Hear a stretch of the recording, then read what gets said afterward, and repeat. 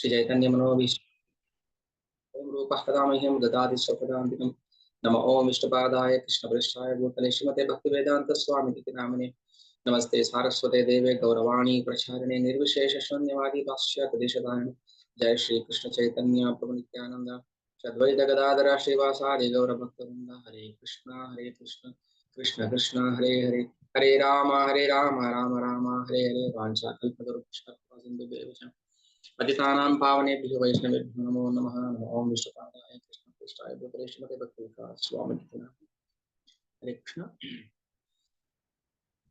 भगवद्गीता अध्याय 3 प्रकृति पुरुष ಮತ್ತೆ ಪ್ರಜ್ಞೆ ಶ್ಲೋಕ 21 22 21 ಒಂದ್ಸಲ ರಿಪೀಟ್ ಮಾಡೋಣ ಕಾರ್ಯ ಕಾರಣ ಕರ್ತೃತ್ವ ಹೇತು ಪ್ರಕೃತಿ ರುಚ್ಯತೆ ಒಂದು ಶ್ಲೋಕ ಇನ್ನೊಂದು ಶ್ಲೋಕ ಹೇಳ್ತಾನೆ ಕಾರಣಂ ಗುಣ ಸಂಗೋಸ್ಯ ಸತ್ ಅಸದ್ ಯೋನಿ ಜನ್ಮಸು ಇಲ್ಲಿ ಪ್ರಕೃತಿ ಪುರುಷ ಪ್ರಜ್ಞೆ ಅಂದ್ರೆ ಅರ್ಜುನ ಈ ಅಧ್ಯಾಯದ ಪ್ರಾರಂಭದಲ್ಲಿ 6 ಪ್ರಶ್ನೆ ಕೇಳ್ತಾನೆ ಅಂದ್ರೆ ಪ್ರಕೃತಿ ಅಂದ್ರೆ ಏನು ಪುರುಷ ಅಂದ್ರೆ ಯಾರು ಜ್ಞಾನ ಮತ್ತೆ ಜ್ಞಾನದ ಗುರಿ ಏನು ಜ್ಞಾನ ಅಂದ್ರೆ ಏನು ಜ್ಞಾನದ ಗುರಿ ಏನು ಸೊ ಅಲ್ಲಿ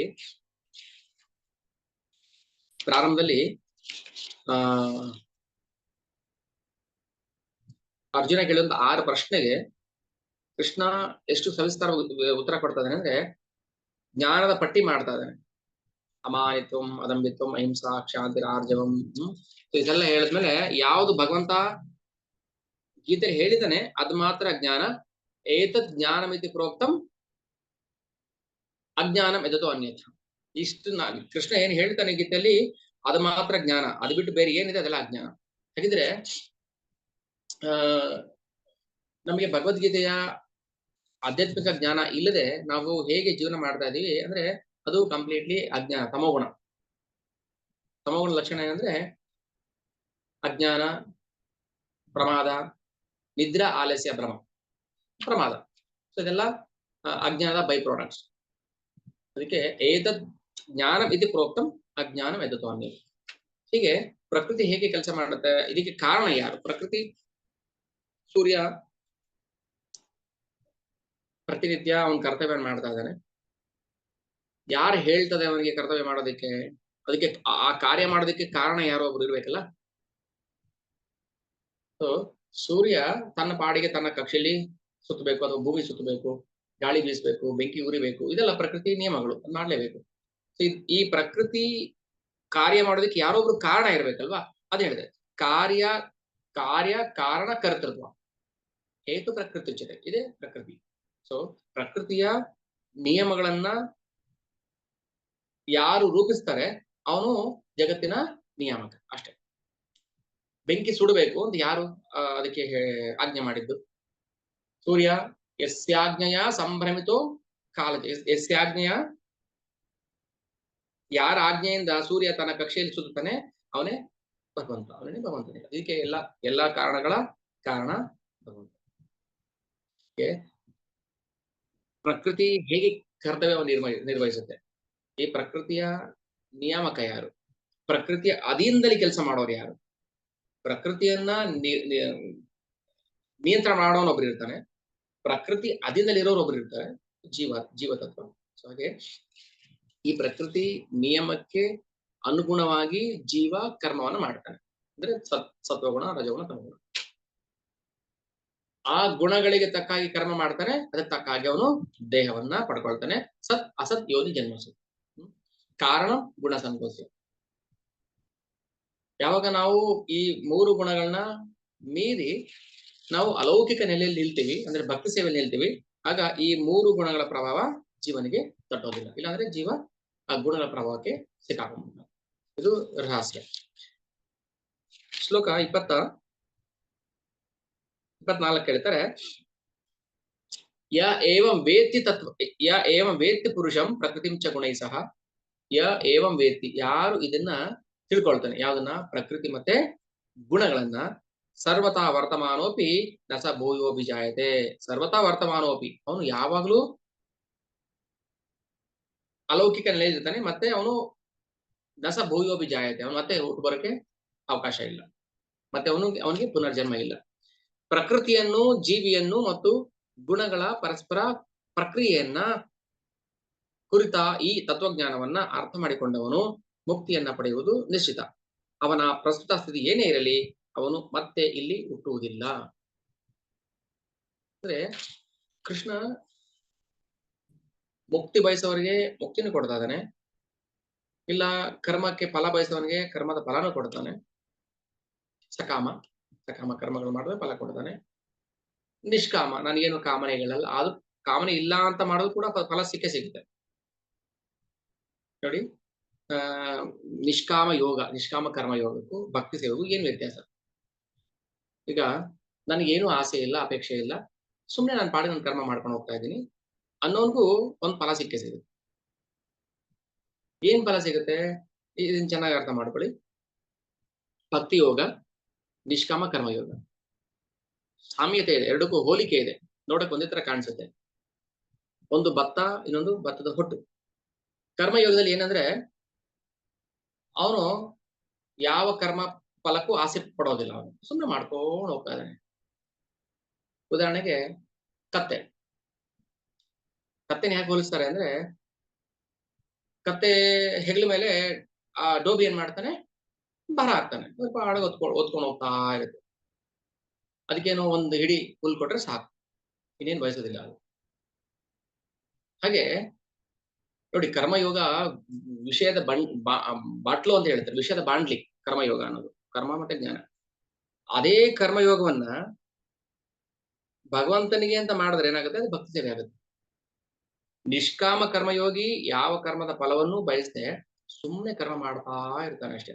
ಎತ್ತು ಗಾಣ ಸುತ್ತುತ್ತೆ, ಅದರೊಳಗೆ ಕಡಲೆ ಬೀಜ ಇದ್ರೂ ಸುತ್ತುತ್ತೆ, ಹರಳೆಣ್ಣೆ ಹರಳು ಇದ್ರೂ ಸುತ್ತುತ್ತೆ, ಇಲ್ಲದೇ ಇದ್ರೂ ಸುತ್ತುತ್ತೆ, ಅದು ಪಾಡ್ದದ್ ಮಾಡ್ತಾ ಇರುತ್ತೆ. ಅದು ಭಕ್ತಿ ಸೇವೆ ಅಲ್ಲ, ಅದು ಕರ್ಮ ಮಾಡ್ಬೇಕು, ಮಾಡುತ್ತೆ. ಯಜಮಾನ ಹೊಡಿತಾನೆ ಅಥವಾ ಯಜಮಾನ ಒಂದ್ ಇಡೀ ಹುಲ್ ಕೊಡ್ತಾನೆ ಅಂತ ಮಾಡ್ತಾ ಇರುತ್ತೆ, ಅದು ಕರ್ಮ ಮಾಡುತ್ತೆ. ಅದೇ ಕರ್ಮವನ್ನೇ ಮನುಷ್ಯನು ಮಾಡ್ತಾನೆ, ನಾನು ಯಾವ ಫಲಕ್ಕೂ ಆಸೆ ಪಡೋದಿಲ್ಲ, ಅವಾಗ ಏನಾಗುತ್ತೆ, ಅವನು ಕರ್ಮಯೋಗಿ ಅಷ್ಟೇ. ಅದನ್ನ ಏನ್ ಫಲ ಸಿಗುತ್ತೆ, ಮುಕ್ತಿ ಸಿಗುತ್ತೆ. ಮುಕ್ತಿ ಅಂದ್ರೆ ಏನು? ಯಾವುದೋ ಒಂದು ಉನ್ನತ ಲೋಕಗಳಿಗೆ ಹೋಗ್ತಾನೆ, ಉನ್ನತ ಭೌತಿಕ ಲೋಕಗಳಿಗೆ ಹೋಗ್ತಾನೆ, ಅಂದ್ರೆ ಸ್ವರ್ಗ, ಜನಲೋಕ, ಮಹಾಲೋಕ, ತಪೋಲೋಕಕ್ಕೆ ಹೋಗ್ತಾನೆ, ಮತ್ತೆ ವಾಪಸ್ ಇಲ್ಲಿ ಬರ್ತಾನೆ. ಇದು ಕರ್ಮಯೋಗಿಗಳ ಫಲ. ಅದನ್ನೇ ಯಾವಾಗ ಭಗವಂತನಿಗೆ ಅಂತ ಮಾಡ್ತಾನೆ, ಅವನಿಗೆ ಹೇಳ್ತಾನೆ ನಸ ಭೂಯೋಭಿಜಾಯದೆ, ಅವನ್ ಮತ್ತೆ ಇಲ್ಲಿ ಹುಟ್ಟು ಬರೋದಿಲ್ಲ. ಸರ್ವತಾ ವರ್ತಮಾನೋಪಿ ನಸ ಭೂಯೋಭಿಜಾಯತೆ. ಅಭಿಜಾಯತೆ ಅಂದ್ರೆ ಹುಟ್ಟೋದು, ಭೂಯ ಅಭಿಜಾಯತೆ ಮತ್ತೆ ಹುಟ್ಟೋದಿಲ್ಲ, ನ ಸ ಭೂಯೋಭಿಜಾಯತೆ, ಹುಟ್ಟೋದಿಲ್ಲ ಅವನು ಮತ್ತೆ. ಅಂದ್ರೆ ಮತ್ತೆ ಮತ್ತೆ ಹುಟ್ಟು ಬರುವಂತ ಕರ್ಮಗಳನ್ನ ಮಾಡಬಾರ್ದು ನಾವು. ಯದ್ ಗತ್ವಾ ನಾ ನಿವರ್ತಂತೆ ತದ್ಧಾಮ ಪರಮಂ ಮಮ. ಎಲ್ಲಿಗೆ ಹೋದ್ರೆ ಮತ್ತೆ ನಾವು ವಾಪಸ್ ಬರೋದಿಲ್ಲ, ಆ ಧಾಮಕ್ಕೆ ಹೋಗ್ಬೇಕು. ಅದು ಕೃಷ್ಣನ ಅಂತಿಮ ಸಂದೇಶ. ಇಲ್ಲೂ ಸಂದೇಶ ಕೊಡ್ತಾ ಇದ್ದಾನೆ, ಮತ್ತೆ ಅವನು ಹುಟ್ಟು ಬರೋದಿಲ್ಲ, ಅವನಿಗೆ ಮುಕ್ತಿ ಸಿಗುತ್ತೆ ಅಂತ. ಮುಕ್ತಿ ಅಂದ್ರೆ ಏನು? ಅದು ಶಾಶ್ವತವಾದ ಮುಕ್ತಿ ಅಲ್ಲ, ಅದು ತಾತ್ಕಾಲಿಕವಾದ ಮುಕ್ತಿ. ಕರ್ಮಯೋಗದಿಂದ ಆಗ್ಲಿ, ಜ್ಞಾನ ಯೋಗದಿಂದ, ಹಠಯೋಗ, ಯಾವುದೇ ಯೋಗದಿಂದನೂ ಅವನು ಶಾಶ್ವತವಾದ ಮುಕ್ತಿಯನ್ನ ಪಡ್ಕೊಳ್ಳೋಕೆ ಸಾಧ್ಯವಿಲ್ಲ. ಅವನ್ ಮಾಡಿರುವಂತಹ ಕರ್ಮಕ್ಕೆ ತಕ್ಕ ಫಲ ಸಿಗುತ್ತೆ, ಆ ಫಲವನ್ನ ಎಂಜಾಯ್ ಮಾಡ್ತಾನೆ, ಮತ್ತೆ ವಾಪಸ್ ಇಲ್ಲಿ ಬರ್ತಾನೆ.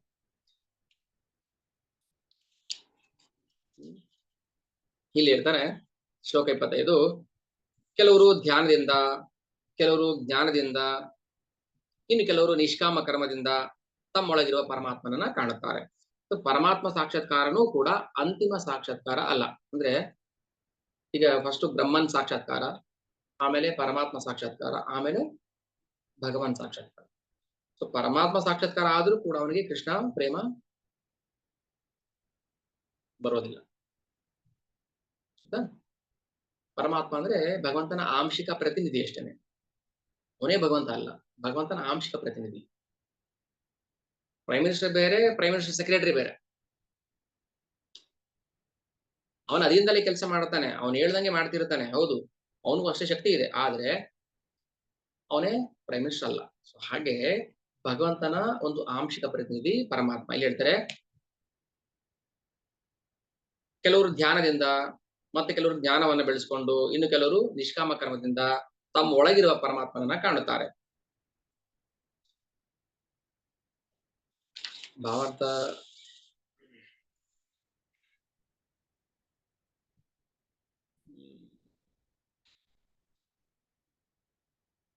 ಇದೇನು ಅಂದ್ರೆ ಹೆಂಗ್ ಹೇಳೋದು, ಈಗ 24 ಅಂಶಗಳು, 24 ತತ್ವಗಳಿದೆ. 24 ತತ್ವಗಳನ್ನ ನಾವು ವಿಶ್ಲೇಷಣೆ ಮಾಡಿದ್ರೆ 24 ಭೌತಿಕ ಅಂಶಗಳನ್ನ ಅಂದ್ರೆ ಪಂಚಭೂತ, ಪಂಚ ತನ್ಮಾತ್ರೆಗಳು, ಪಂಚಭೂತಗಳು, ಪಂಚೇಂದ್ರಿಯಗಳು 4 ಆಯ್ತು, 4 ಅಂತಃಕರಣ 24 ಆಯ್ತು. ಅದಾದ್ಮೇಲೆ ಪರಮಾತ್ಮ. ಸೊ ಅಂದ್ರೆ ಪರಮಾತ್ಮ 25ನೇ ತತ್ವ.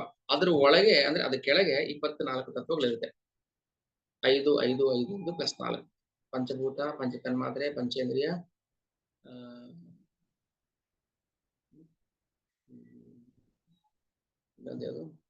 ಮತ್ತೆ ಪ್ಲಸ್ 1 ಜೀವಾತ್ಮ. ಅಂದ್ರೆ 24 ಅಂತಃಕರಣ, ಅದಾದ್ಮೇಲೆ ಜೀವಾತ್ಮ. ಆಗ ಜೀವಾತ್ಮನ ಮೇಲೆ ಇನ್ನೊಬ್ಬ ಆತ್ಮ ಇದ್ದಾನೆ, ಅವನನ್ನ ಪರಮಾತ್ಮ ಅಂತ ಕರಿತೀವಿ ಅನ್ನೋದು ಅರ್ಥ ಆಗುತ್ತೆ. ಇವಾಗ ಈಗ ನಾವು ಹಂತದಲ್ಲಿ ಇಲ್ಲ ಅಂದಾಗ ನಾವು ಅದ್ರ ಬಗ್ಗೆ ಸುಮ್ಮನೆ ತಲೆ ಕೆಡಿಸ್ಕೊಳ್ಳೋ ಅಗತ್ಯ ಇಲ್ಲ. ಅಂದ್ರೆ ನಾವು ಇನ್ನೂ ಎಷ್ಟು ಕೆಳಗಿದ್ದೀವಿ, ನಾವು ನಮ್ಗೆ ಏನು ಗೊತ್ತಿಲ್ಲ ಅನ್ನೋ ಹಂತದಲ್ಲಿ ಇದ್ದೀವಿ ನಾವು. ಸೊ ಒಳಗಡೆ ಇರೋ ಪರಮಾತ್ಮ ಹೆಂಗೆ ನಮ್ಗೆ ಅರ್ಥ ಆಗ್ತಾನೆ ಅಂದ್ರೆ ಅದಕ್ಕೆ ಯಾವುದೋ ಒಂದು ರೀತಿಯಲ್ಲಿ ಭಗವಂತ ನಮ್ಮೊಳಗಿದ್ದಾನೆ ಅಂತ ತೋರಿಸ್ತಾ ಬರ್ತಾ ಇರ್ತಾನೆ, ಏನೋ ಒಂದು ಹಿಂಟ್ಸ್ ಕೊಡ್ತಾ ಇರ್ತಾನೆ.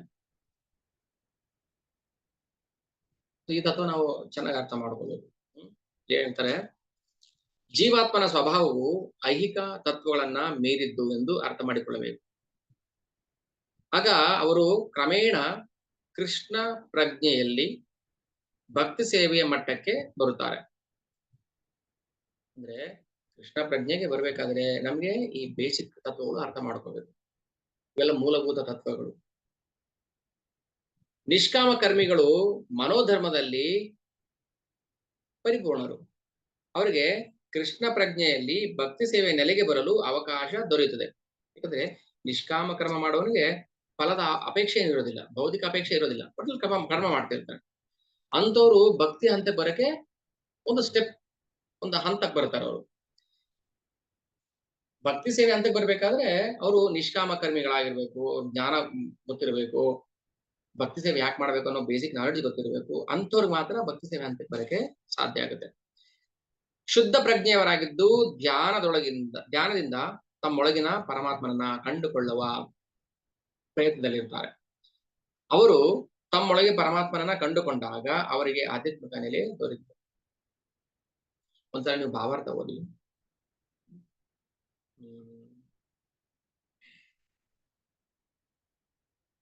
ಎಷ್ಟು ಅರ್ಥ ಆಗುತ್ತೆ ಅಷ್ಟು ಅರ್ಥ ಮಾಡ್ಕೋಬೇಕು. ಇದೆಲ್ಲ ಹೆಂಗ್ ಅರ್ಥ ಆಗುತ್ತೆ ಅಂದ್ರೆ ಒಂದು ಅನುಭವಕ್ಕೆ ಬರೆದಿರೋದನ್ನ ನಾವು ಎಕ್ಸ್ಪ್ಲೇನ್ ಮಾಡಕ್ ಆಗಲ್ಲ. ಈಗ ಕೆಲವು ವಿಚಾರಗಳನ್ನ ನಾವು ಎಕ್ಸ್ಪ್ಲೇನ್ ಮಾಡ್ತಾ ಇದ್ರೆ ಅದು ನಮ್ಗೆ ಒಳಗಿಂದ ಆನಂದ ಕೊಡ್ತಾ ಇರುತ್ತೆ. ಯಾಕಂದ್ರೆ ಅದ್ರ ಅನುಭವ ನಮ್ಗೆ ಆಗ್ತಾ ಇರುತ್ತೆ. ಈಗ ಭಗವಂತ ಲೀಲೆಗಳ ಬಗ್ಗೆ, ಇದು ಭಗವಂತ ಲೀಲೆನೆ, ಆದ್ರೆ ನಮ್ಗೆ ಅಷ್ಟು ಸೂಕ್ಷ್ಮ ಅರ್ಥ ಆಗ್ತಾ ಇಲ್ಲ. ಹೇಗೆ ಈ ಭೌತಿಕ ಜಗತ್ ಸೃಷ್ಟಿ ಆಯ್ತು, ಜೀವಾತ್ಮರನ್ನ ಹೇಗೆ ದೇಹದಿಂದ ದೇಹಕ್ಕೆ ಹಾಕ್ತಾನೆ, ಇದು ಹೇಗೆ ಪ್ರೋಸೆಸ್, ದೇಹ ಹೇಗೆ ಬೆಳೀತಾ ಹೋಗ್ತಾ ಇರುತ್ತೆ, ದೇಹ ಹೇಗೆ ಕಾರ್ಯ ಮಾಡುತ್ತೆ, ಅದು ಅರ್ಥ ಮಾಡ್ಕೊಂಡು ಸ್ವಲ್ಪ ತುಂಬಾ ಕಷ್ಟನೇ, ತುಂಬಾನೇ ಕಷ್ಟ ಇದೆ. ಇಲ್ಲಿ ಒಂದು ಭಾವಾರ್ಥದಲ್ಲಿ ಹೇಳಲೇನು ಹೋಗ್ತೀನಿ. ಇನ್ನು ಕೆಲವರಿದ್ದಾರೆ, ಅವರಿಗೆ ಹೆಚ್ಚು ಆಧ್ಯಾತ್ಮಿಕ ಜ್ಞಾನವಿರುವುದಿಲ್ಲ, ಆದರೂ ಪರಮ ಪುರುಷನ ವಿಷಯವನ್ನು ಇತರರಿಂದ ಕೇಳಿ ಅವನನ್ನ ಪೂಜಿಸಲು ಪ್ರಾರಂಭಿಸುತ್ತಾರೆ. ಪ್ರಾಮಾಣ್ಯದಿಂದ ಕೇಳಿ ತಿಳಿದುಕೊಳ್ಳುವ ಪ್ರವೃತ್ತಿಯಿಂದ ಅವರೂ ಹುಟ್ಟು ಸಾವುಗಳನ್ನ ದಾಟುತ್ತಾರೆ. ಅಂದ್ರೆ ಶ್ರವಣ ಮಾಡೋದು ಎಷ್ಟು ಇಂಪಾರ್ಟೆಂಟ್ ನೋಡಿ. ಈಗ ತುಂಬಾ ಜನಕ್ಕೆ ಆಧ್ಯಾತ್ಮಿಕ ಜ್ಞಾನ ಇರೋದಿಲ್ಲ, ಅದು ತಿಳ್ಕೊಳ್ಳುವಂತ ಗೋಜಿಗೆ ಹೋಗೋದಿಲ್ಲ ಅವರು. ಅಂಥವ್ರು ಅಂದ್ರೆ ಅದೇ ಶಾಸ್ತ್ರ ಜ್ಞಾನ ಅದನ್ನ ಓದಿ ತಿಳ್ಕೊಂಡಿರೋದಿಲ್ಲ, ಇನ್ನೊಬ್ಬರಿಂದ ಕೇಳಿ ತಿಳ್ಕೊಂಡಿರ್ತಾರೆ. ಏನೋ ಒಂದಿಷ್ಟು ಆಧ್ಯಾತ್ಮಿಕ ವಿಷಯಗಳನ್ನ ಕೇಳ್ತಾನೆ ಇರುತ್ತೆ. ಅವರಲ್ಲಿ ಒಳಗಿಂದ ಪರಿವರ್ತನೆ ಬರ್ತಾ ಇರುತ್ತೆ, ಸಣ್ಣದಾಗಿ. ಪ್ರಾಮಾಣ್ಯದಿಂದ ಕೇಳಿ ತಿಳಿದುಕೊಳ್ಳುವ ಪ್ರವೃತ್ತಿಯಿಂದ ಅವರು ಹುಟ್ಟು ಸಾವುಗಳನ್ನು ದಾಟುತ್ತಾರೆ. ಅದಕ್ಕೆ ಹೇಳ್ತಾರೆ ಚೈತನ್ಯ ಮಹಾಪ್ರಭು ಹೇಳ್ತಾರೆ, ಇದಕ್ಕೆ ಕಾರಣ ಸಾಮಾನ್ಯ ಮನುಷ್ಯನು ಅಧಿಕಾರಿ ಮೂಲಗಳಿಂದ ಕೇಳಿ ತಿಳಿದರೆ ಸಾಕು, ಅದನ್ನು ಮುಂದುವರಿಯಬಲ್ಲ. ಅಂದ್ರೆ ಈಗ ನಮ್ಗೇನು ಗೊತ್ತಿಲ್ಲ, ಪ್ರಾಮಾಣ್ಯರಿಂದ ಒಂದಷ್ಟು ಕೇಳ್ತಾ ಇರ್ತೀವಿ. ಈಗ ಪ್ರಭುಪಾದ್ ಡೈಲಿ ಪ್ರಭುಪಾದ್ ಲೆಕ್ಚರ್ಸ್ ಕೇಳ್ತಾ ಇರ್ತೀವಿ. ಅವ್ರು ಏನ್ ಮಾತಾಡ್ತಾರೆ ಅದು ಪರ್ಫೆಕ್ಟ್ ಆಗಿರುತ್ತೆ, ಯಾಕಂದ್ರೆ ಶಾಸ್ತ್ರಕ್ಕೆ ಅನುಗುಣವಾಗಿ ಅವ್ರು ಹೇಳಿರ್ತಾರೆ. ಅದಕ್ಕೆ ಅವ್ರನ್ನ ಸಾಧು ಭಕ್ತರು ಅಂತ ಹೇಳ್ತೀವಿ. ಅವ್ರ ಮಾತನ್ನ ಕೇಳ್ತಾ ಕೇಳ್ತಾ ಏನಾಗುತ್ತೆ, ನಮ್ಮ ಒಳಗಡೆ ಇರುವಂತಹ ಕಲ್ಮಶ ತಾನಾಗಿ ವಾಸಿ ಆಗ್ತಾ ಬರುತ್ತೆ. ಅದೊಂಥರ ಹೀಲಿಂಗ್ ಪ್ರೋಸೆಸ್.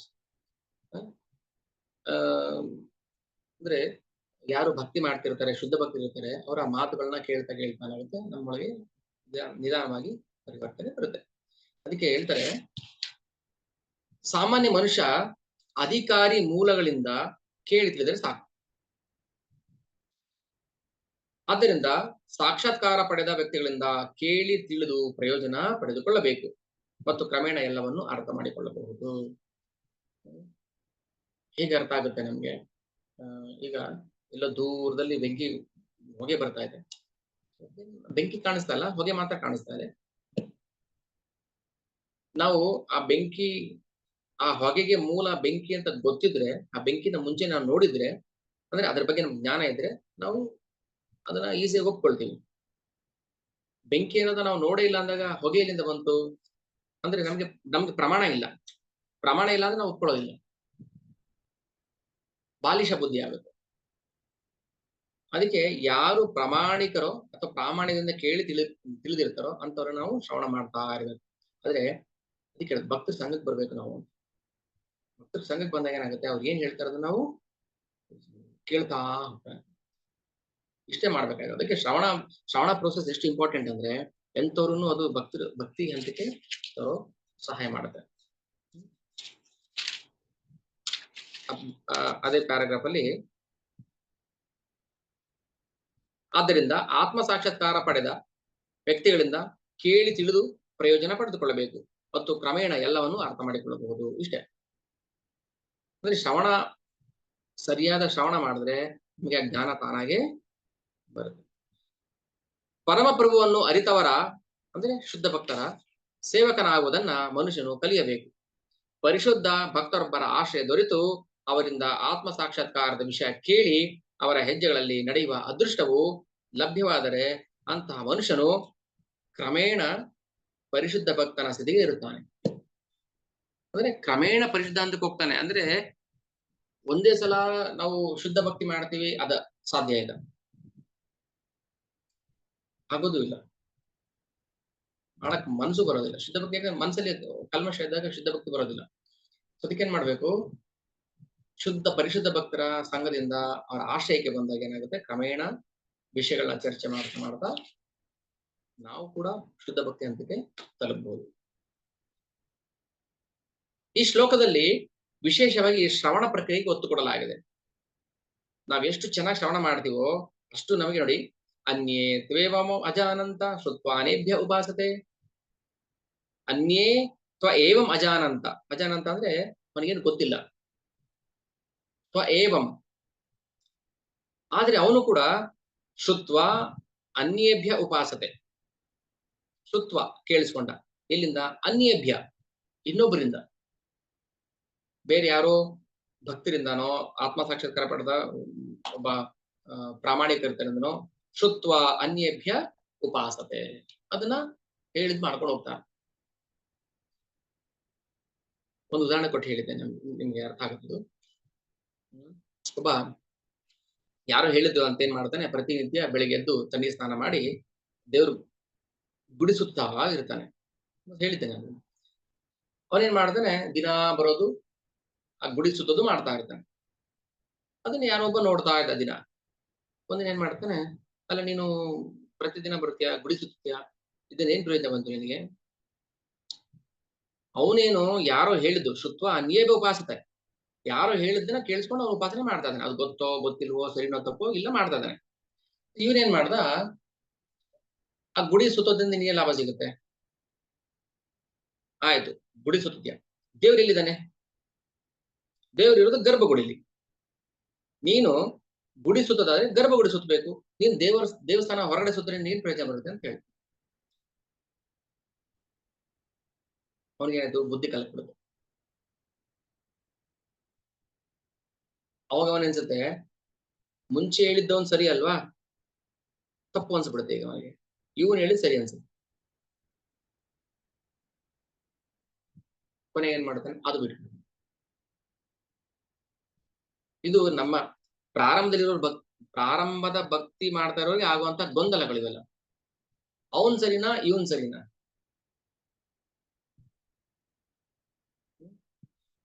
ಅದಕ್ಕೆ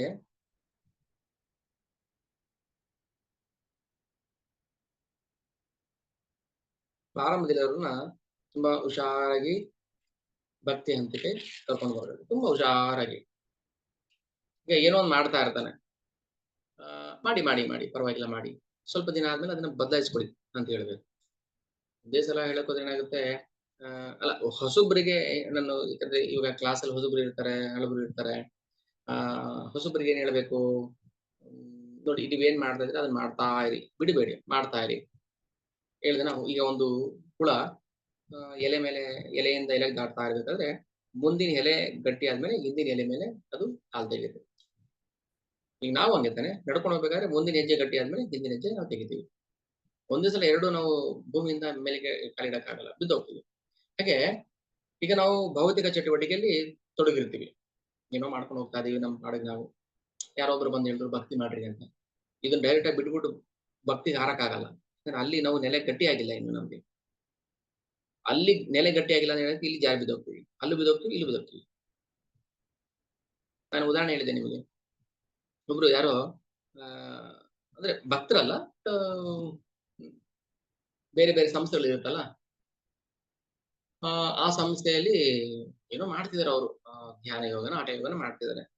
ಅವರು ಬ್ರಾಹ್ಮಣ ಬೈ ಕ್ಯಾಸ್ಟ್, ಗುಣದಿಂದಲ್ಲ, ಬೈ ಕ್ಯಾಸ್ಟ್ ಬ್ರಾಹ್ಮಣ.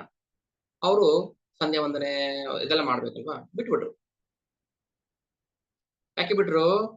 ನಾನೀಗ ಅಲ್ಲಿ ಸೇವೆ ಮಾಡ್ತಾ ಇದ್ದೀನಿ, ಆ ಸ್ಪಿರಿಚುವಲ್ ಸೆಂಟರ್ ಸೇವೆ ಮಾಡ್ತಾ ಇದ್ದೀನಿ, ಸೊ ನನಗೆ ಇದರ ಅಗತ್ಯ ಇಲ್ಲ ಅಂತ ಬಿಟ್ಬಿಟ್ರು.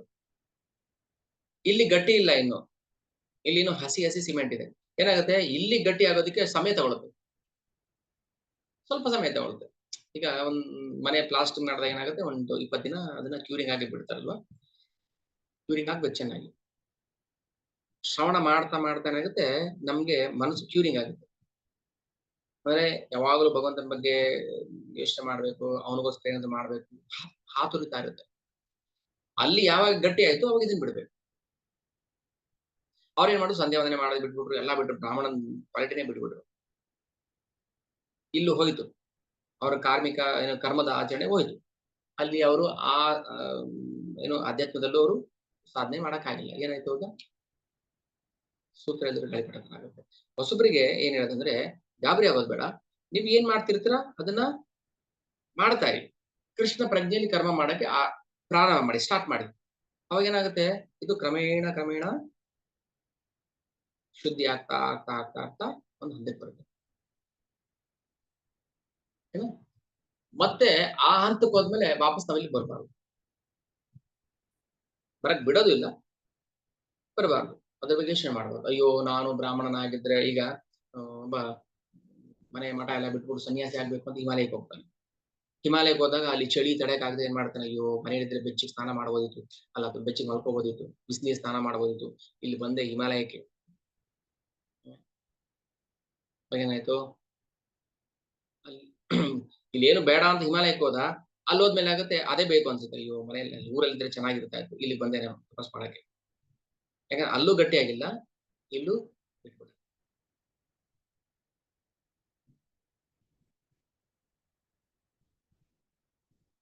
ಅದಕ್ಕೆ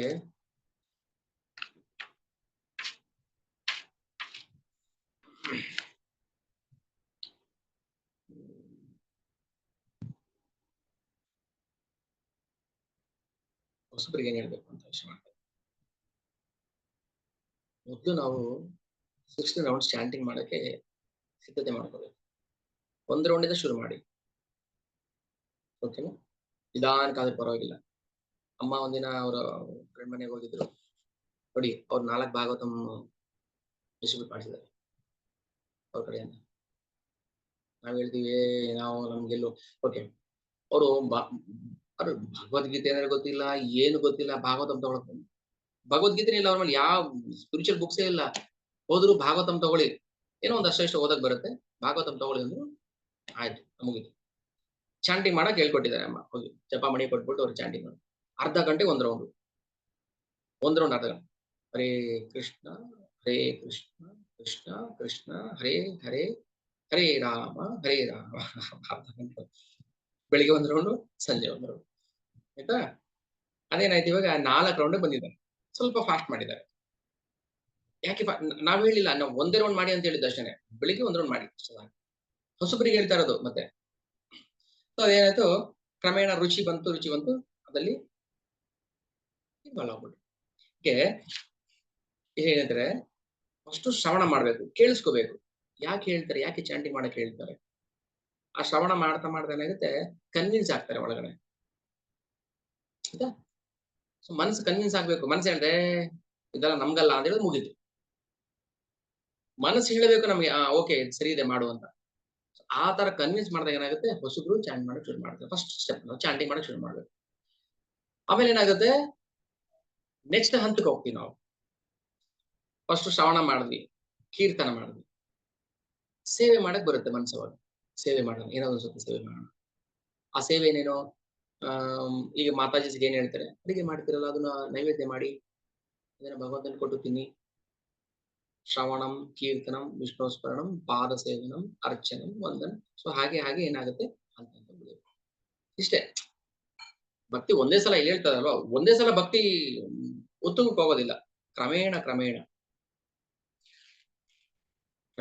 ನಮ್ಮೊಳಗೆ ಅದು ಆ ಟೇಸ್ಟ್ ಬರ್ಬೇಕು. ನಮ್ಮೊಳಗೆ ಟೇಸ್ಟ್ ಬಂದಾಗ ಏನಾಗುತ್ತೆ, ಸ್ವಲ್ಪ ಸ್ವಲ್ಪನೇ ಇನ್ಕ್ರೀಸ್ ಮಾಡ್ಕೊಂಡು. ಒಬ್ರು ಡಿವೋಟಿ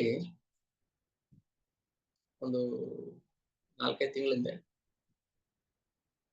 ಕ್ಲಾಸ್ ಕೇಳೋದು ಬಿಟ್ಬಿಟ್ರು. ಯಾಕೆ ಬಿಟ್ರು? ಪ್ರಭು ನೀವೇನೋ ಒಂದಿನ ಕ್ಲಾಸ್ ಮಾಡ್ತೀವಿ, ಅದು ಸಖತ್ ಸ್ಟ್ರಾಂಗ್ ಅನಿಸ್ತು ನಮ್ಗೆ. ಡೈಲಿ ಹಂಗೆ ಇರುತ್ತೆ, ಸ್ಟ್ರಾಂಗ್ ಆಗಿರುತ್ತೆ. ಅವತ್ ಯಾಕೆ ಅವ್ರಿಗೆ ನಿಮ್ಗೆ ಸ್ಟ್ರಾಂಗ್ ಅನ್ಸು ಅಂದ್ರೆ ಆಗ್ತಾನೆ ಅವ್ರು ಕ್ಲಾಸ್ ಕೇಳಕ್ ಬಂದಿದ್ದಾರೆ. ಒಂದು ವಾರ 15 ದಿನ, 1 ತಿಂಗಳಾಗಿರುತ್ತೆ. ಕೇಳೋದ್ ಬಿಟ್ರು. ಆಮೇಲೆ ಒಂದಿನ ಕಾಲ್ ಮಾಡಿದಾಗ ಯಾಕೆ ಕೇಳ್ತಾ ಇಲ್ಲ, ಏನಾಯ್ತು ಪ್ರಾಬ್ಲಮ್? ಇಲ್ಲ ಅದು ನಮ್ಗೆ ಮಾಡಕ್ ಕಷ್ಟ ಆಗುತ್ತೆ, ನೀವು ಹೇಳೋದು. ಕಷ್ಟ ಏನಿಲ್ಲ, ನೀವು ಕಷ್ಟ ಅನ್ಕೊಂಡಿದ್ರೆ ಅದಕ್ಕೆ ಕಷ್ಟ ಆಗ್ತಾ ಇದೆ. ಅದು ಅಂದ್ರೆ ಇವತ್ತು ಹೇಳ್ತಾರೆ, ಒಂದ್ ವೇಳೆ ನಾನು ಕ್ಲಾಸ್ ಕೇಳದೆ ಬಿಟ್ಟು ಹೋಗಿದ್ರೆ ನಾನು ಎಲ್ಲವನ್ನು ಕಳ್ಕೊಂಡ್ಬಿಡ್ತಾ ಇದ್ದೆ. ಒಂದು ಮಾತು ಹೇಳಿದ್ರೆ ನನಗೆ, ಇನಿಷಿಯೇಷನ್ 1 ವರ್ಷದಲ್ಲಿ ಆಗುತ್ತಾ ನನಗೆ ಅಂತ. ಯಾರು ಏನು ಎತ್ತಬೇಡ. 1 ವರ್ಷದಲ್ಲಿ ಇನಿಷಿಯೇಷನ್ ಆಗುತ್ತಾ ನನಗೆ? ಇಲ್ಲ. ಅದಕ್ಕೆಲ್ಲ ಪ್ರೊಸೀಜರ್ ಇದೆ. ಶಿಕ್ಷಾ ಪೇಪರ್ಸ್ ಬರೀಬೇಕು, ಭೋಗ ಆಫರ್ ಮಾಡಬೇಕು, ಆಗುತ್ತೆ. ಯಾವ ಒಂದು ಹಂತದಲ್ಲಿ ನಿಮ್ಗೆ ಭಕ್ತಿ ಬೇಡ, ಕ್ಲಾಸ್ ನಮಗೆ ತುಂಬಾ ಸ್ಟ್ರಾಂಗ್ ಅನಿಸ್ತಾ ಇದೆ, ನಾವು ಮಾಡಕ್ಕಾಗಲ್ಲ ಅಂತ ಅಂದಿದ್ದವರು ಇವತ್ತು ಅದೇ ವ್ಯಕ್ತಿ, ಅದೇ ಭಕ್ತರು ಇನಿಷಿಯೇಷನ್ ಯಾವಾಗ ಆಗುತ್ತೆ ಅಂತ ಹೇಳಿದ್ರೆ, ಅಂದ್ರೆ ಅದು ಒಳಗಿಂದ ಡೆವಲಪ್ ಆಗಿದೆ, ನಮ್ಗೆ ಗೊತ್ತಾಗಿಲ್ಲ ಅದು. ಒಂದ್ ವೇಳೆ ನಾವು ಆ ತರ ಬಿದ್ದು ಏನಾದ್ರು ಕೃಷ್ಣ ಪ್ರಜ್ಞೆಯಿಂದ ಬ್ಯಾಕ್ ಸ್ಟೆಪ್ ಹೋಗಿದ್ರೆ ನಾವು ಲಾಸ್ ಮಾಡ್ಕೊಳ್ತಾ ಇದ್ವಿ. ಖಂಡಿತವಾಗ್ಲೂ ಏನೋ ನಷ್ಟ ಮಾಡ್ಕೊಳ್ತಾ ಇದ್ವಿ. ಅದಕ್ಕೆ ಹೊಸಬ್ರಿಗೆ ಏನಂದ್ರೆ ಸ್ವಲ್ಪ ನಿಧಾನಕ್ಕೆ ಬನ್ನಿ, ಪರವಾಗಿಲ್ಲ. ಅವ್ರು ಓಡ್ತಾ ಇದಾರೆ, ನೀವು ಓಡೋದ್ ಬೇಕಾಗಿಲ್ಲ, ಇದು ರೇಸ್ ಅಲ್ಲ, ಇದು ಗುರಿ ರೀಚ್ ಮಾಡ್ಬೇಕು ಅಷ್ಟೇ. ಅವ್ನು ಸ್ವಲ್ಪ ಫಾಸ್ಟ್ ಆಗಿದ್ದಾನೆ, ಓಡ್ತಾನೆ ಬೇಗ. ನಾವು ಸ್ವಲ್ಪ ನಿಧಾನಕ್ಕೆ ಹೋಗೋಣ, ಹೆಜ್ಜೆ ಇಟ್ಕೊಂಡೆ ಹೋಗೋಣ, ಪರವಾಗಿಲ್ಲ, ತೊಂದರೆ ಇಲ್ಲ. ನಾವು ರೇಸಲ್ಲಿ ವಿನ್ ಆಗ್ಬೇಕು ಅನ್ನೋದೇನ್ ಬೇಕಾಗಿಲ್ಲ.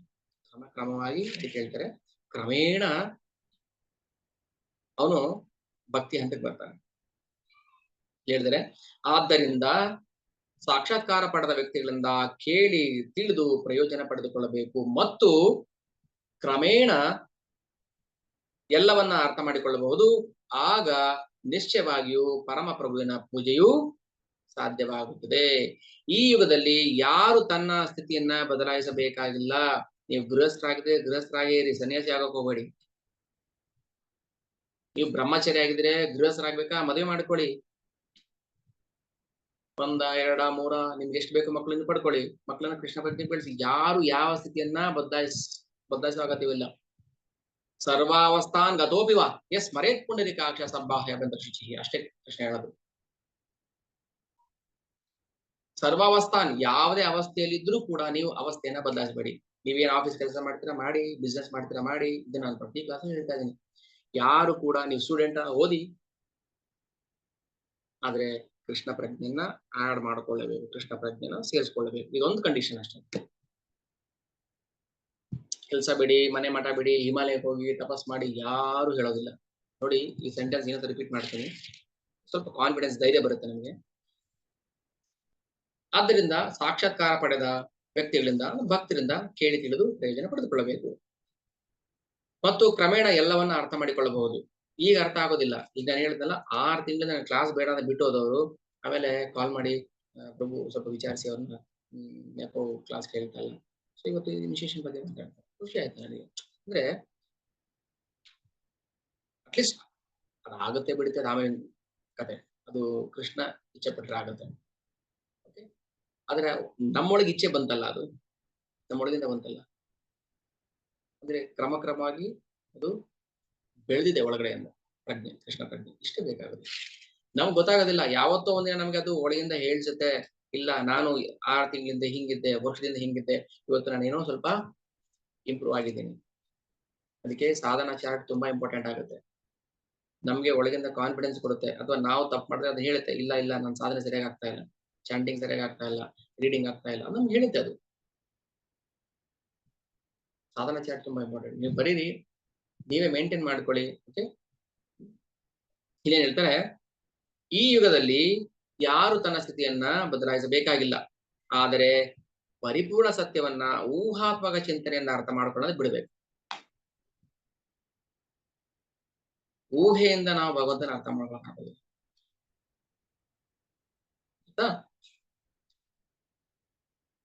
ಪರಮಪ್ರಭುವನ್ನು ಅರಿತವರ ಸೇವಕನಾಗುವುದನ್ನ ಮನುಷ್ಯನು ಕಲಿಯಬೇಕು.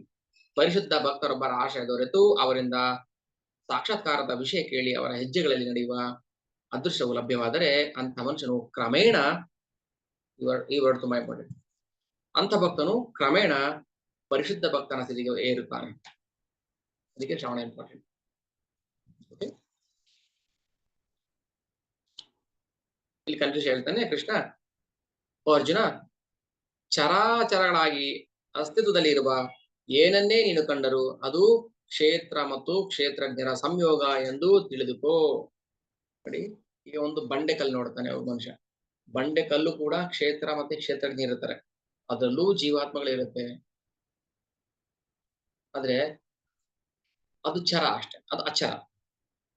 ಯಾವ ವಸ್ತುವನ್ನ ಕಂಡ್ರು ಕೂಡ ಅಲ್ಲಿ ಭಗವಂತ ಇರ್ತಾನೆ. ಕಂಬ ಅದು ಚರಣ ಅಚರಣ, ಕಂಬದಲ್ಲಿ ಭಗವಂತ ಬಂದ. ಯಾವುದು ಜಡ ವಸ್ತು ಅಲ್ಲ, ಅಲ್ಲಿ ಭಗವಂತ ಇರ್ತಾನೆ. ಜಡ ಅಂದ್ರೇನು? ಅಚರ, ನಾನ್ ಮೂವಬಲ್, ಮೂವ್ ಆಗ್ತಾ ಇಲ್ಲ ಅಷ್ಟೇ. ಕಂಬ ಮೂವ್ ಆಗ್ಲಿಲ್ಲ ಅಷ್ಟೇ, ಭಗವಂತ ಇದ್ದಾನೆ. ನಿರ್ಜೀವ ವಸ್ತು ಅಲ್ಲ, ನಿರ್ಜೀವ ವಸ್ತು ಅಂತಲ್ಲ, ನಿರ್ಜೀವ ಅನ್ನೋ ಪದಕ್ಕೆ ಅರ್ಥನೇ ಇಲ್ಲ.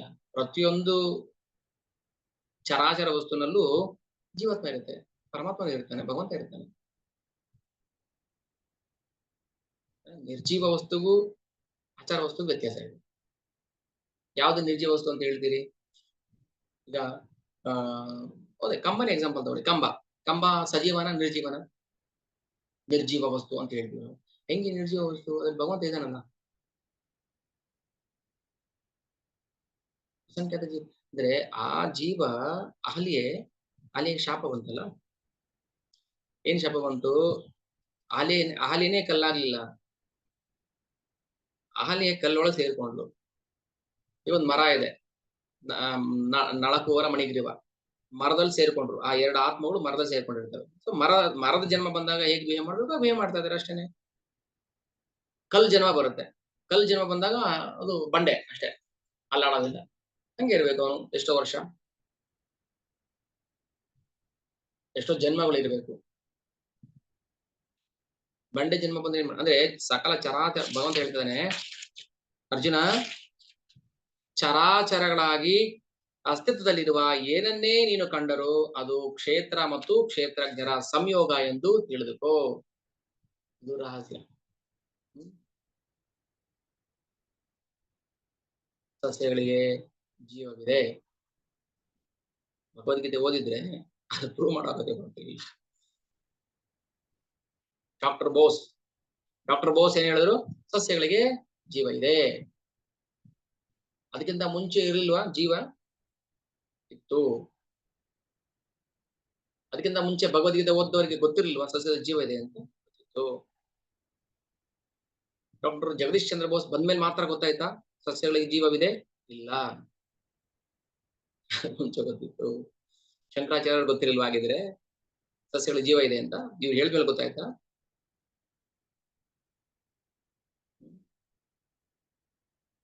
ಕೊಲಂಬಸ್ ಏನೋ ಕಂಡಿಡ್ದ, ವೆಸ್ಟ್ ಇಂಡೀಸ್ ನ ಏನೋ ಕಂಡಿಡ್ದ. ಅದಕ್ಕೆ ಮುಂಚೆ ವೆಸ್ಟ್ ಇಂಡೀಸ್ ಇರ್ಲಿಲ್ವಾ? ಇತ್ತು, ಗೊತ್ತಿರಲಿಲ್ಲ ಜನಕ್ಕೆ.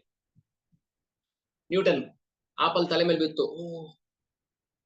ತಲೆ ಮೇಲೆ ಬಿತ್ತು ಹಾಗಾದ್ರೆ ಭೂಮಿಗೆ ಗ್ರಾವಿಟೇಷನ್ ಫೋರ್ಸ್ ಇದೆ, ತಲೆ ಮೇಲೆ ಬಿದ್ದಲ್ಲಿ ಗೊತ್ತಾಯ್ತಾ ಅವನಿಗೆ? ಅದಕ್ಕೆ ಮುಂಚೆ ಇತ್ತು.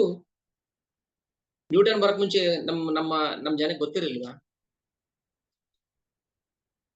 ಗೊತ್ತಿತ್ತು ಅನ್ನೋದು ನಮಗ್ ಗೊತ್ತಿರಲಿಲ್ಲ ಅಷ್ಟೇ, ಅದು ಪ್ರಾಬ್ಲಮ್. ಹೇಳು, ನಾವು ನಿಜವಾಗ್ಲೂ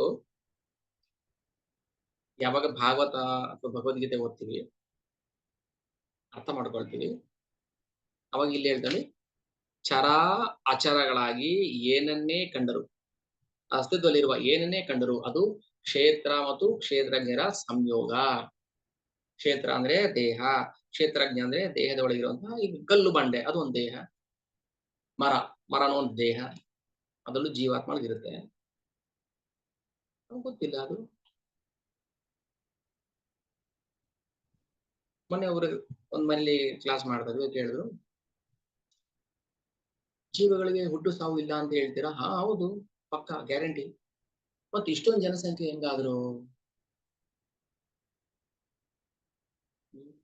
ಇಂಡಿಪೆಂಡೆನ್ಸ್ ಬಂದಾಗ 32 ಕೋಟಿ 33 ಕೋಟಿ ಪಾಪ್ಯುಲೇಷನ್ ಇತ್ತು.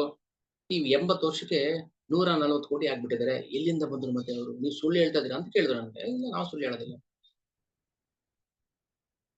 ಅವಾಗ ಎಷ್ಟು ಜೀವ ಇತ್ತೋ ಇವಾಗಲೂ ಅಷ್ಟೇ ಜೀವ ಇದೆ.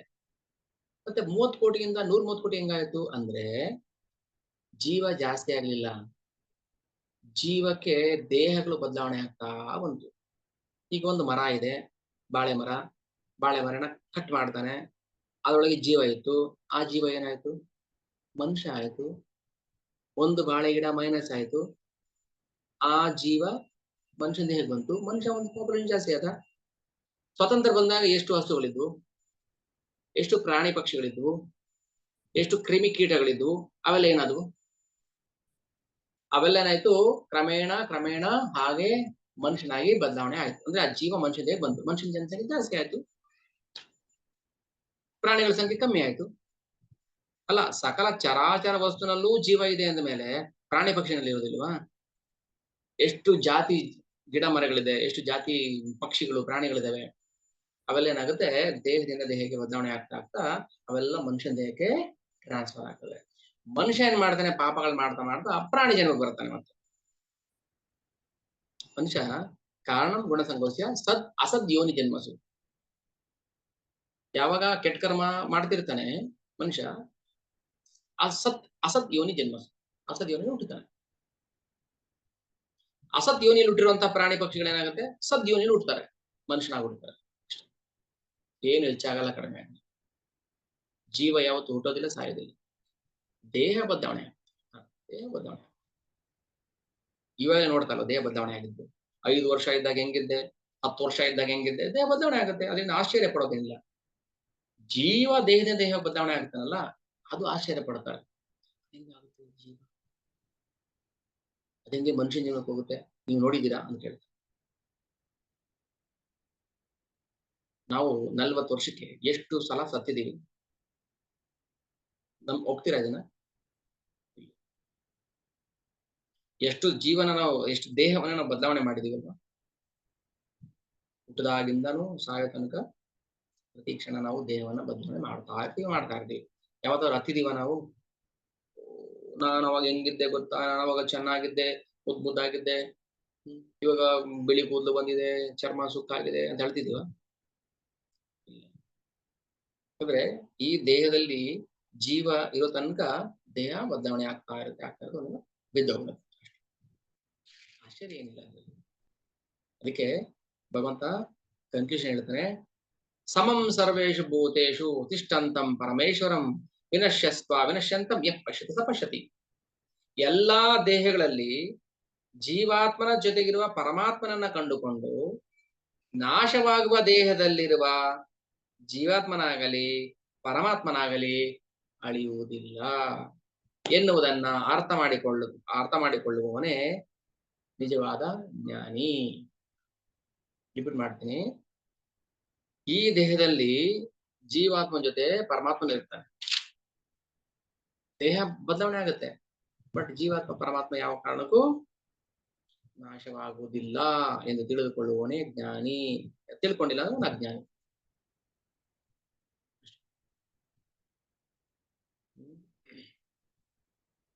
ಅದಕ್ಕೆ ಕ್ಷೇತ್ರಜ್ಞ ಅಂದ್ರೆ ಇಷ್ಟೇ. ಒಂದು ದೇಹ ಅಂತ ಇದ್ದ ಮೇಲೆ ಇದರಲ್ಲಿ ಕ್ಷೇತ್ರಜ್ಞ ಇರ್ತಾನೆ, ಇಬ್ಬರು ಕ್ಷೇತ್ರಜ್ಞ, ಒಬ್ಬ ಆತ್ಮ ಇನ್ನೊಬ್ಬ ಪರಮಾತ್ಮ. ಪರಮಾತ್ಮನ ಒಂದು ಕಿಡಿ ಆತ್ಮ. ಈ ಪರಮಾತ್ಮ ಕೃಷ್ಣನ ಆಂಶಿಕ ಪ್ರತಿನಿಧಿ. ನಾವು ಮಾತಾಡ್ತಾ ಇರೋದು ಕೃಷ್ಣ ಪರಮಾತ್ಮನ ಬಗ್ಗೆ ಅಲ್ಲ, ಕೃಷ್ಣ ಭಗವಾನ್ ಬಗ್ಗೆ. ಕೃಷ್ಣ ಪರಮಾತ್ಮ ಅಂತಾರೆ, ಕೃಷ್ಣ ಪರಮಾತ್ಮ ಹೌದು, ಆದರೆ ಕೃಷ್ಣ ಭಗವಂತನ ಆಂಶಿಕ ಪ್ರತಿನಿಧಿ ಪರಮಾತ್ಮ. ನಾವು ಮಾತಾಡ್ತಾ ಇರೋದು ಕೃಷ್ಣ ಭಗವಾನ್ ಬಗ್ಗೆ. ಭಗವಾನು ಆಚ, ನಮಗೆ ಎಷ್ಟು ಭಾಗ್ಯ, ಭಗವಂತನ ಬಗ್ಗೆ ಮಾತಾಡುವಂತ ಯೋಗ್ಯ ಬಂದಿದೆ ನಮಗೆ. ಭಗವಂತನ ಬಗ್ಗೆ ಶ್ರವಣ ಮಾಡುವಂತ ಕೃಪೆ ಕೊಟ್ಟಿದ್ದಾರೆ. ಅವನು ಯಾರು, ಹೇಗಿದ್ದಾನೆ, ಎಲ್ಲಿದ್ದಾನೆ, ಎಲ್ಲಿಂದ ಬಂದ, ಹುಟ್ಟು ಏನು ಗೊತ್ತಿಲ್ಲ ನಮಗೆ, ಆದ್ರೆ ಮಾತಾಡ್ತಾ ಇದೀವಿ ಭಗವಂತನ ಬಗ್ಗೆ. ಇದೇ ಸುಕೃತಿ ಅಂದ್ರೆ. ಎಷ್ಟು ಜನ್ಮದಲ್ಲಿ ನಾವು ಆ ಸುಕೃತಿಯನ್ನು ಬೆಳೆಸ್ಕೊಂಡ್ ಬಂದಿದ್ದೀವಿ ನಮ್ಗೆ ಗೊತ್ತಿಲ್ಲ. ಎಲ್ಲಿದ್ದಾನೆ ಭಗವಂತ ಯಾರಿಗೆ ಗೊತ್ತು? ನೋಡಿದ್ರೆ ಯಾರಾದ್ರು? ಇವತ್ತು ಮತ್ತೆ ಕೂತ್ಕೊಂಡು ನಾವು ದಿನ ಅವನ ಬಗ್ಗೆ ಮಾತಾಡ್ತಾ ಇದೀವಲ್ಲ.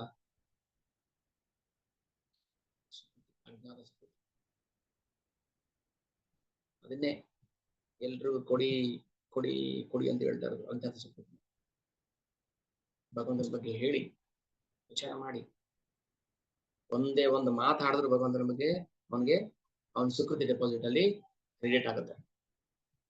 ಅದು ಸುಕೃತಿ ಬೆಳೀತಾ ಬೆಳೀತಾ ಏನಾಗುತ್ತೆ, ಒಂದಿನ ಭಕ್ತರ ಸಂಘಕ್ಕೆ ಬರ್ತಾನೆ. ಅವನು ಭಕ್ತ ಆಗಲ್ಲ, ಭಕ್ತರ ಸಂಘಕ್ಕೆ ಬರ್ತಾನೆ. ಹೆಂಗ್ ಬರ್ತಾನೆ? ಭಕ್ತರ ಮನೇಲಿ ನಾಯಿ ಆಗ್ಬಿಡ್ತಾನೆ, ಭಕ್ತರ ಮನೇಲಿ ಜಿರ್ಲೆ ಆಗ್ಬಿಡ್ತಾನೆ. ಒಂದ್ ವೇಳೆ ಭಕ್ತರ ಮೈಯಿಂದ ರಕ್ತವನ್ನ ಕುಡಿತಾನೆ. ಇದು ಭಕ್ತರ ಸಂಘಕ್ಕೆ ಬರೋದು ಅಂದ್ರೆ ಕನಿಷ್ಠ. ಏನ್ ಮಾಡಿದ್ರೆ, ಎಷ್ಟೋ ಜನ್ಮದಿಂದ ಅಜ್ಞಾತ ಸುಕೃತಿ ಮಾಡಿದ್ರೆ ಹೇಗೋ ಎಂತೂ ಭಕ್ತರ ಸಹವಾಸಕ್ಕೆ ಬರ್ತಾನೆ. ಅದನ್ನೇ ಹೇಳೋದು, ಆ ಸುಕೃತಿನೇ ನಮಗೆ ಭಗವಂತ ಕಳಿಸ್ಕೊಟ್ಟಿದೆ, ನಮಗೆ ನಿಮ್ಗೆ ಎಲ್ಲ. ನಾವೇನು ಭಕ್ತರ ಮೇಲೆ ನಾಯ ಕೊಟ್ಟಿಲ್ವಲ್ಲ, ಇನ್ನೂ ಭಗವಂತ ಮನುಷ್ಯನಾಗಿ ಬಿಟ್ಟು ನಮ್ಮನ್ನ ಜನ್ಮ ಕೊಟ್ಟಿದ್ದಾನೆ, ಭಕ್ತರ ಸಹವಾಸಕ್ಕೆ ತಂದ್ಬಿಟ್ಟಿದ್ದಾನೆ, ಭಗವಂತನ ಬಗ್ಗೆ ಶ್ರವಣ ಮಾಡುವಷ್ಟು ಅರ್ಹತೆ ಕೊಟ್ಟಿದ್ದಾನೆ. ಇದು ನಮ್ಮ ಭಾಗ್ಯ. ಒಂದು ವೇಳೆ ಬೀದಿ ನಾಯಿ ಆದ್ರೆ ಏನ್ ಮಾಡ್ಬೇಕು? ವಿವೇಚನೆಯುಳ್ಳ ಮನುಷ್ಯನು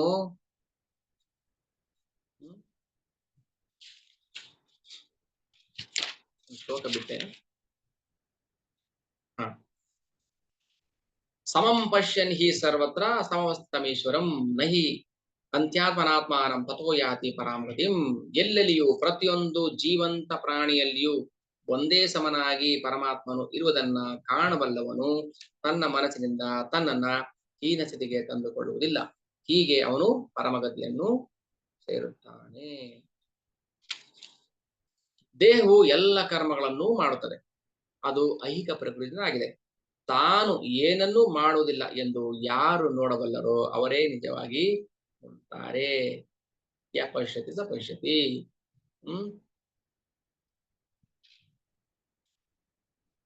ಕರ್ಮಣ್ಯ ಕರ್ಮಯ ಪಶ್ಯೇತ್ ಅಕರ್ಮಣಿ ಚ ಕರ್ಮಯಃ ಸ ಬುದ್ಧಿಮಾನ್ ಮನುಷ್ಯೇಷು ಸಯುಕ್ತ ಕೃಷ್ಣ ಕರ್ಮಕೃತ್. ಕರ್ಮಣ್ಯ ಕರ್ಮಯ ಪಶ್ಯೇತ್ ಅಕರ್ಮಣಿ ಚ ಕರ್ಮಯಃ ಸ ಬುದ್ಧಿಮಾನ್ ಮನುಷ್ಯೇಷು ಸಯುಕ್ತ ಕೃಷ್ಣ ಕರ್ಮಕೃತ್. ಅಂದ್ರೆ ಅಹಂಕರ್ತ ಹರಿಕರ್ತ. ನಾನೇನ್ ಮಾಡ್ತಾ ಇದ್ದೀನಿ ಇಲ್ಲಿ, ಒಳಗಿಂದ ಯಾರು ಮಾಡ್ತಾ ಇದೀನಿ ಅಷ್ಟೇ. ಸಾಕ್ ಬಾ ಅಂದಾಗ ಹೋಗ್ತಾ ಇರ್ಬೇಕು ಅಷ್ಟೇ. ಸಾಕ್ ಮಾತಾಡಿದ್ದು. ಯಪಶ್ಯತಿ ಸಪಶ್ಯತಿ ನಾಹಂ ಕರ್ತ ಹರಿಕರ್ತ. ನಾವೇನ್ ಮಾಡ್ತೀವಿ ಹೇಳಿ ನೋಡೋಣ. ಕಣ್ಣು ಮಿಟಕ್ಸಕ್ಕಾಗತ್ತಾ? ನಮ್ಗೆ ಸ್ವತಂತ್ರ ಕಣ್ಣು ಮಿಟಕ್ಸಕ್ಕಾಗತ್ತಾ? ಇಲ್ಲ. ನಮ್ಗೆ ಕಣ್ಣು ಮಿಟಕ್ಸೋಷ್ಟು ಶಕ್ತಿ ಇಲ್ಲ, ಸ್ವತಂತ್ರ ಇಲ್ಲ. ಹಾಗೆ ಸ್ವತಂತ್ರ ಇದ್ರೆ ಹೆಣ ಕಣ್ಣು ಮಿಟಕ್ಸ್ಬೇಕಿತ್ತಲ್ಲ, ಹಿಂಗ್ ಓಪನ್ ಮಾಡ್ಕೊಂಡಿರುತ್ತೆ. ಯಾಕೆ? ಸರಿ, ಶಕ್ತಿ ಇಲ್ಲ, ದೇಹ ಜಡ. ಮತ್ತೆ ಯಾರು ಒಳಗಡೆ ಕಣ್ಣು ಮಿಟಕ್ಸ್ತಾ ಇರೋದು? ಯಾರು? ಆಕಳಿಸ್ಬೇಕು. ಹಿಂಗೆ ಆಕಳಿಸಕ್ಕಾಗತ್ತಾ? ಹೆಣ ಆಕಳಿಸುತ್ತಾ? ನಾಹಂ ಕರ್ತ ಹರಿ ಕರ್ತ ತತ್ಪೂಜಾ ಕರ್ಮ ಚಾಕಿ.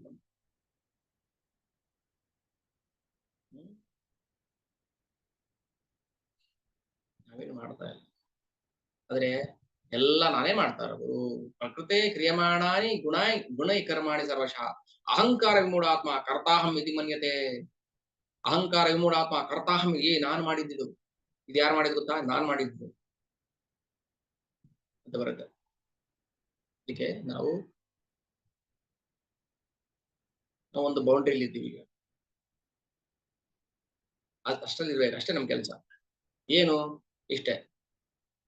ದಿನ ಜಪ ಮಾಡಕ್ ಹೇಳಿದರೆ ಮಾಡ್ಬೇಕು, ರೆಗ್ಯುಲರ್ ಪ್ರಿನ್ಸಿಪಲ್ ಫಾಲೋ ಮಾಡಕ್ ಹೇಳಿದ್ರೆ ಮಾಡ್ಬೇಕು, ವೈಷ್ಣವ ಸೇವೆ ಮಾಡಕ್ ಹೇಳಿದ್ರೆ ಮಾಡ್ಬೇಕು.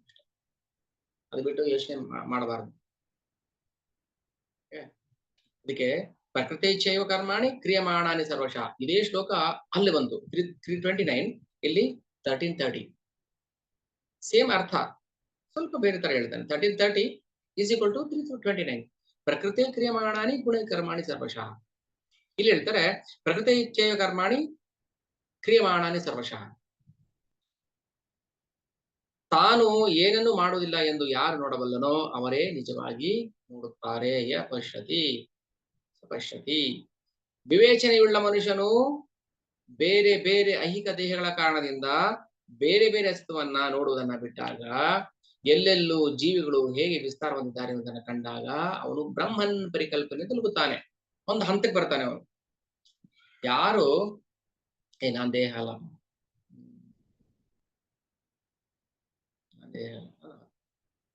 ಯಾರಿಗೆ ಈ ಹಂತ ಬರುತ್ತೆ ಬ್ರಹ್ಮನ್ ಅಂತ ಬರುತ್ತೆ, ನೆಕ್ಸ್ಟ್ ಲೆವೆಲ್ ಬಂದಿದ್ದಾನೆ ಅವನು.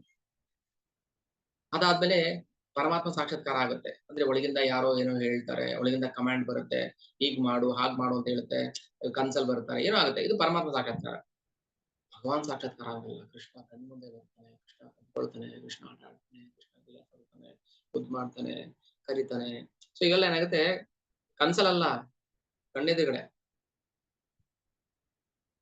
ಸುಮ್ನೆ ಕಣ್ ಮುಚ್ಕೊಂಡು ಈಗ ನೋಡ್ತಾ ಇದ್ರೆ ಇದು ಕನ್ಸಲ್ಲ, ಎಚ್ಚರ ಇದೆ. ಕನ್ಸಲ್ಲಿ ಎಚ್ಚರ ಇರೋದಿಲ್ಲ, ಕನ್ಸಲ್ಲಿ ಪ್ರಜ್ಞೆ ಇರೋದಿಲ್ಲ, ಎಚ್ಚರ ಇಲ್ಲ. ಸೊ ಪ್ರಜ್ಞೆ ಇರುತ್ತೆ. ಏನೋ ಒಂದು ಕಣ್ಣು ಮುಚ್ಕೊಂಡು ನೋಡ್ತಾ ಇದ್ದಾಗ ಏನಾಗುತ್ತೆ, ಕೃಷ್ಣನ ಲೀಲೆಗಳು ಕಾಣಿಸ್ತಾ ಇರುತ್ತೆ.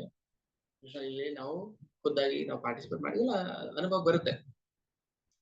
ಇಲ್ಲಿ ಹೇಳ್ತಾರೆ ವಿವೇಚನೆಯುಳ್ಳ ಮನುಷ್ಯನು ಬೇರೆ ಬೇರೆ ಐಹಿಕ ದೇಹಗಳ ಕಾರಣದಿಂದ ಬೇರೆ ಬೇರೆ ಅಸ್ತಿತ್ವಗಳನ್ನ ನೋಡುವುದನ್ನ ಬಿಟ್ಟಾಗ, ಎಲ್ಲೆಲ್ಲೂ ಜೀವಿಗಳು ಹೇಗೆ ವಿಸ್ತಾರ ಹೊಂದಿದ್ದಾರೆ ಎನ್ನುವುದನ್ನ ಕಂಡಾಗ ಅವನು ಬ್ರಹ್ಮನ್ ಅಂತಕ್ಕೆ.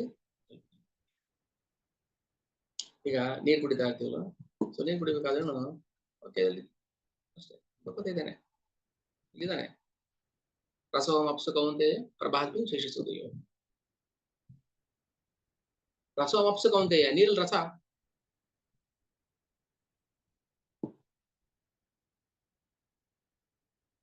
ಏನೋ ಒಂದು ಟೇಸ್ಟ್ ಬಂತಲ್ಲ, ಅದೇ ಕೃಷ್ಣ. ನೀರಲ್ಲಿ ರಸದಲ್ಲಿ ನಾನಿದ್ದೀನಿ ಅಲ್ಲ, ರಸನೇ ನಾನು. ಈಗ ನಾನು ಈ ಮನೆ ಒಳಗಿದ್ದೀನಿ, ಈ ಮನೆನೇ ನಾನು ಅಂತ ಹೇಳಕ್ಕಾಗತ್ತಾ? ಕೃಷ್ಣ ಹೇಳಬಹುದು, ನಾನು ನೀರ್ ಒಳಗಿದ್ದೀನಿ ಅಲ್ಲ, ನಾನು ನೀರಲ್ಲಿ ರುಚಿಯಾಗಿದ್ದೀನಿ, ರುಚಿನೇ ನಾನು. ರಸೋ ಅಹಂ ಅಪ್ಸು ಕೌಂತೆಯ ಪ್ರಭಾಸ್ಮಿ ಶಶಿಸೂರ್ಯಯೋಹೋ ಪ್ರಣವಃ ಸರ್ವವೇದೇಶು ಶಬ್ದಕ್ಕೆ ಪೌರುಷಂದುಷು. ಅದಕ್ಕೆ ಈ ಹಂತವನ್ನ ನಾವು ತಲುಪಬೇಕು. ಅವಾಗ ಏನ್ ನೋಡ್ತೀವಿ ಅಲ್ಲಿ, ಕೃಷ್ಣ ಕಾಣಿಸ್ತಾನೆ, ಇದು ಅವನ ವಸ್ತು, ಇದು ಅವನಿದ್ದಾನೆ. ಮಧ್ವಾಚಾರ್ಯರು ಸಣ್ಣ ವಯಸ್ಸಲ್ಲಿ ಮನೆ ಬಿಟ್ಟು ಹೋದಾಗ ಅವರು ಮನೇಲಿರೋ ಪ್ರತಿಯೊಂದು ಕಂಬಕ್ಕೆ, ಪ್ರತಿಯೊಂದು ಗಿಡಕ್ಕೆ, ಎಲ್ಲದಕ್ಕೂ ನಮಸ್ಕಾರ ಮಾಡಿ ಹೋಗ್ತಾರೆ. ಮನೆ ಬಿಟ್ಟು ಹೋಗ್ಬೇಕಾದ್ರೆ ಅಪ್ಪ ಅಮ್ಮನ ಮಾತ್ರ ನಮಸ್ಕಾರ ಮಾಡಿ ಹೋಗೋದಲ್ಲ, ಎಲ್ಲರೂ ನಮಸ್ಕಾರ ಮಾಡ್ತಾರೆ. ಪ್ರತಿಯೊಂದರಲ್ಲಿ ಇದ್ದಾನೆ. ಸಣ್ಣ ಮಗು, 6 ವರ್ಷ, 5-6 ವರ್ಷದ ಮಗು ಮಧ್ವಾಚಾರ್ಯ ಮನೆ ಬಿಟ್ಟು ಹೋದಾಗ. ಅಂದ್ರೆ ಅಲ್ಲ, ಅವ್ರು ಬಂದಿದ್ದ ಕಾರಣನೇ ಕೃಷ್ಣ ಪ್ರಜ್ಞೆನ ಹಂಚಬೇಕು ಅಂತ. ಅದಕ್ಕೋಸ್ಕರ ಭಗವಂತ ಲೀಲೆ ಮಾಡ್ತಾನೆ. ಹಂಗೆ ಪಶ್ಯತಿ ಪಶ್ಯತಿ, ಯಾರು ಭಗವಂತನ ಎಲ್ಲಾ ಕಡೆ ನೋಡ್ತಾರೆ ಅವನು ನಿಜವಾದ. ಇಷ್ಟು ಸ್ಟಾಪ್ ಮಾಡೋಣ. ಏನೋ ಒಂಥರ ಡಿಫ್ರೆಂಟ್ ಆಗಿತ್ತು ಟಾಪಿಕ್. ಅಂದ್ರೆ ಅನ್ಮ್ಯೂಟ್